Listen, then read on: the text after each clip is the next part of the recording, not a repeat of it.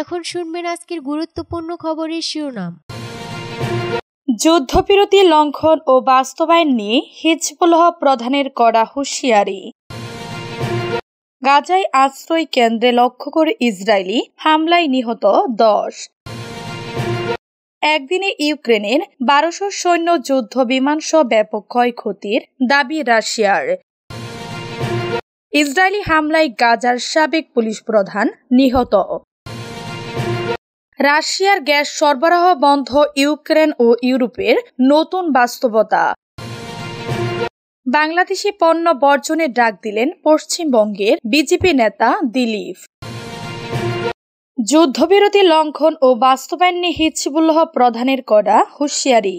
দখলদার ইসরায়েলের সঙ্গে যুদ্ধবিরতি চুক্তি বাস্তবায়ন এবং এর লঙ্ঘন মোকাবেলার ক্ষেত্রে সমস্ত দায়িত্ব লেবানন সরকারের বলে জোর দিয়েছেন হিজবুল্লাহ মহাসচিব নাঈম কাশেম। বুধবার তেহরানের একটি সম্মেলনে দেয়া ভিডিও বার্তায় তিনি এ কথা বলেন। হিজবুল্লাহ প্রধান বলেন, লেবানন সরকার যেহেতু চুক্তিটি আলোচনার মাধ্যমে করেছে, তাই চুক্তি লঙ্ঘন বন্ধ করার দায়ভারও তাদের উপর বর্তায়। নাঈম কাশেম এ সময় ইসরায়েলের সঙ্গে হিজবুল্লাহর সাম্প্রতিক সংঘাতের ক্ষেত্রে 3টি পর্যায়ের বিবরণ দেন। প্রথম পর্যায় অবরুদ্ধ গাজায় নিরীহ ফিলিস্তিনদের প্রতি সমর্থন দেয়া। দ্বিতীয় পর্যায় ইসরায়েলের ব্যাপক বোমাবর্ষণ। তৃতীয় পর্যায় 27 নভেম্বর থেকে যুদ্ধবিরতির পরবর্তী সময়। তিনি উল্লেখ করেন, চুক্তির শর্ত অনুযায়ী ইসরায়েলকে তার আগ্রাসন বন্ধ করতে এবং দখলকৃত লেবাননের অঞ্চল থেকে সরে যেতে হবে। হিজবুল্লাহ দক্ষিণ লিতানি নদীর দক্ষিণ থেকে তাদের যোদ্ধা এবং অস্ত্র সরিয়ে নেওয়ার প্রতিশ্রুতি দিয়েছে। নাঈম কাশেম এ সময় বলেন, লেবানন সরকারি যেহেতু এই চুক্তি স্বাক্ষর করেছে, তাই এটি বাস্তবায়নে সরকারকে সরাসরি দায়িত্ব পালন করতে হবে। গাজায় আশ্রয় কেন্দ্র লক্ষ্য করে ইসরায়েলি হামলায় নিহত 10। দক্ষিণ গাজা উপত্যকায় বাস্তুচ্যুত পরিবারকে আশ্রয় দেয়া তাঁবুতে ইসরায়েলি বিমান হামলায় কমপক্ষে 10 ফিলিস্তিনি নিহত হয়েছেন বলে চিকিৎসকরা জানিয়েছেন। আজ বৃহস্পতিবার ভোরে এ হামলার ঘটনা ঘটে। চিকিৎসকদের মতে পশ্চিম খান ইউনিসের একটি মানবিক এলাকা হিসেবে মনোনীত আল মাওয়াসিতে একটি তাঁবুতে নারী ও শিশু সহ 10 জন নিহত হয়েছেন। এছাড়া 15 জন আহত হয়েছেন বলে জানিয়েছেন চিকিৎসকরা। ইসরায়েলি সেনাবাহিনী তাৎক্ষণিকভাবে কোনো মন্তব্য করেনি। হামাস পরিচালিত ছিটমহলের স্বাস্থ্য কর্মকর্তাদের মতে গাজার যুদ্ধে ইসরায়েলি 45,500-রও বেশি ফিলিস্তিনকে হত্যা করেছে।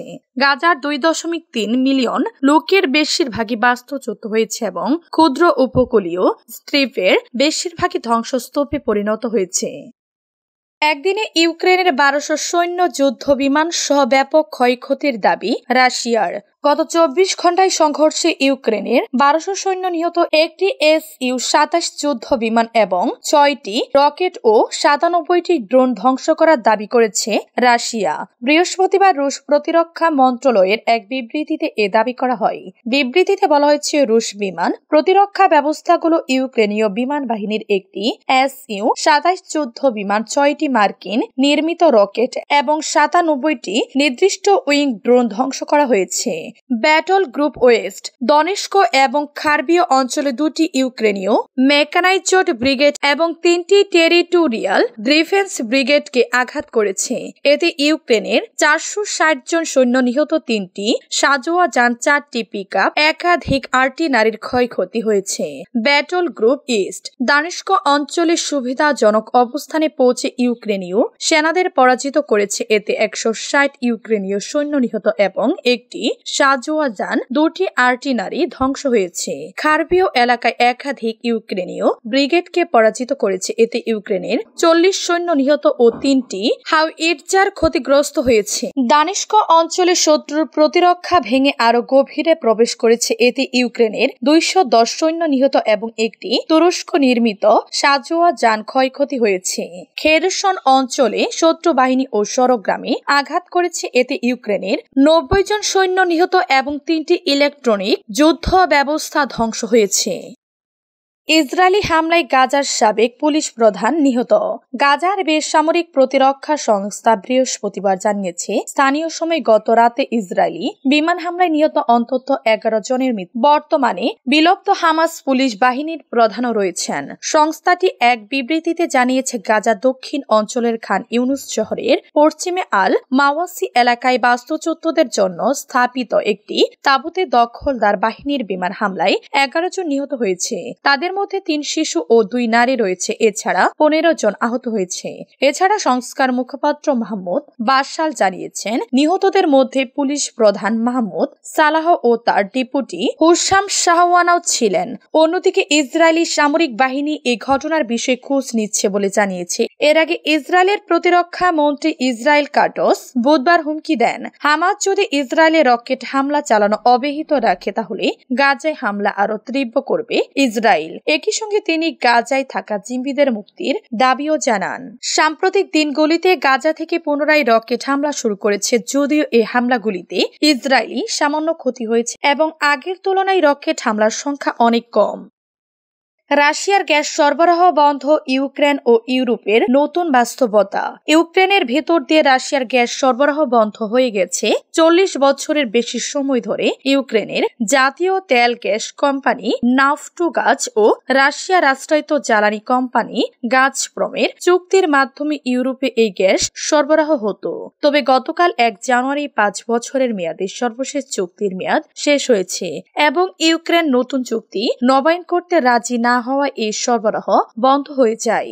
ইউক্রেনের প্রেসিডেন্ট ভলোদিমির জেলেনস্কি গত 19 ডিসেম্বর বলেন, যদি যুদ্ধ শেষ না হয় এবং মস্কো তাদের পাওনা অর্থ পরিশোধ স্থগিত রাখে তবে রাশিয়ার গ্যাস সরবরাহের অনুমতির বিষয়টি বিবেচনায় আসতে পারে। তার মন্তব্যের ঠিক 1 সপ্তাহ পর রাশিয়ার প্রেসিডেন্ট ভ্লাদিমির পুতিন জানান, চলতি বছরে নতুন চুক্তি করার মতো সময় নেই। রাশিয়া 2022 সালের ফেব্রুয়ারিতে ইউক্রেনে আক্রমণের পর থেকে ইউরোপে গ্যাস সরবরাহ কমিয়ে দেয়। এক সময় ইউরোপের প্রয়োজনীয় গ্যাসের 35% সরবরাহ করলেও তা এখন নেমে এসেছে মাত্র 8%। ইউক্রেন দিয়ে গত বছর ইউরোপে রাশিয়া মাত্র 1400 কিউবিক মিটার গ্যাস সরবরাহ করেছে, যা আগের বছরের 6500 কিউবিক মিটারের তুলনায় অনেক কম। রাশিয়ার গ্যাস সরবরাহ বন্ধের ফলে ইউরোপের বাজারটি এখন নরওয়ে, যুক্তরাষ্ট্র ও কাতারের মতো দেশগুলোর দখলে।